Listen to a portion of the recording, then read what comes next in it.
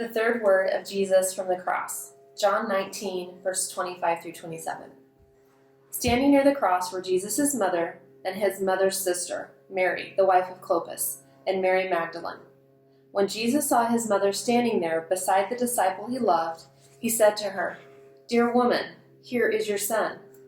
And he said to this disciple, "Here is your mother." And from then on, this disciple took her into his home. This is the word of the Lord.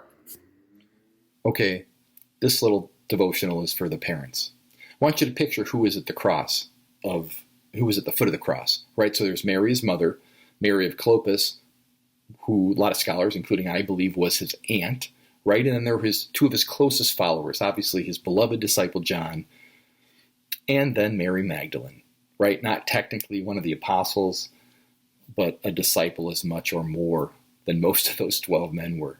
These were the four at the cross. You know, Jesus' father Joseph was almost certainly dead at the time of the crucifixion. Otherwise, he would have been there at the cross, right? An old man would have been shown some respect, even by the Romans, and would have been able to be there. But it was likely that he had passed earlier. He was probably 10, 15, maybe 20 years older than Mary was. So, and also Jesus did have siblings, as we know from elsewhere, that there were siblings of Jesus who could have taken care of Mary. But many scholars believe that they weren't full siblings, but rather half siblings. Maybe Joseph had been married before he married Mary, perhaps widowed. It was common for women to die in childbirth, and so maybe these other children were from a first marriage. In any event, they weren't there at the cross. And Jesus sure wanted to make sure that somebody was looking after his mom. So what he did was he tapped his beloved disciple and friend John and said to him, "Here, you take care of my mom."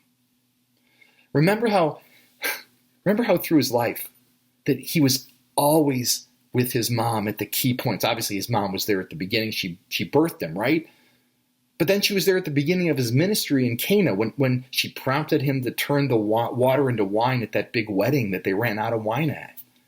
And here she was at the foot of the cross, where she is at the end of both his public ministry and the end of his life.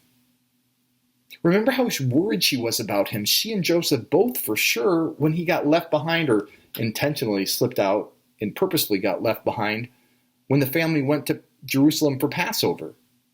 Remember how they had to come back and find him, and they found him in the temple, talking with the scribes and Pharisees and intriguing them with his answers.